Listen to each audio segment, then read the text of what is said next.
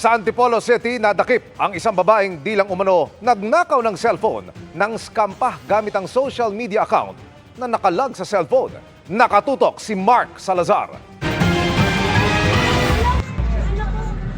Ang arestadong babae sa entrapment operation na ito sa Antipolo City noong June 10 ay hindi lang daw nagnakaw ng cellphone, kundi ng hack din, saka nag-online scam. Ayon sa investigasyon, na-snatch ang cellphone ng biktima habang bumabiyahe siya pauwi noong June 9. On the same day, merong nag-hack ng cellphone niya nung sa FB account niya. And then merong nagme-message dun sa mga Facebook friends niya na naghihingi ng pera sa kanyang account mismo, gamit ang kanyang account mismo. Walang kamalay-malay ang biktima na ini-scam na pala ng suspect ang FB friends niya at naka 5,000 piso na bago natunugan. Sinakyan nila ang pang-i-scam ng suspect habang nagkakasan ng entrapment operation. Nakakausap nila sa Facebook account na yon ng victim. And then nagbigay ng payment service provider account number.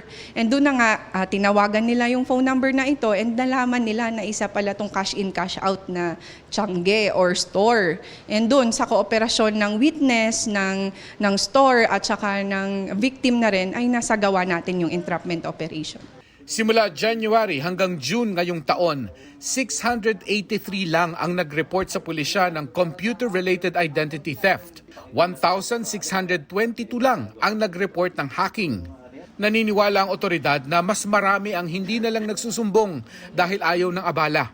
Muling paalala ng PNP Anti-Cybercrime Group, ugaliin ang tinatawag na cyber hygiene para secure ang laman ng cellphone mo, mawala man o manakaw ito. Ito po yung paggamit natin ng strong passwords na hindi basta-basta mahuhulaan ng ibang tao. Pangalawa po yung two-factor authenticator or two-factor authentication na kahit ma-access man yung account mo ay hindi sila basta-basta makakapasok kung hindi ito linked sa email mo or sa mobile number mo, kaya nabibigay sila ng OTP. Kung may friend o relative kang nanghihingi ng pera sa'yo online, magtamang hinala ka, baka impostor pala yan.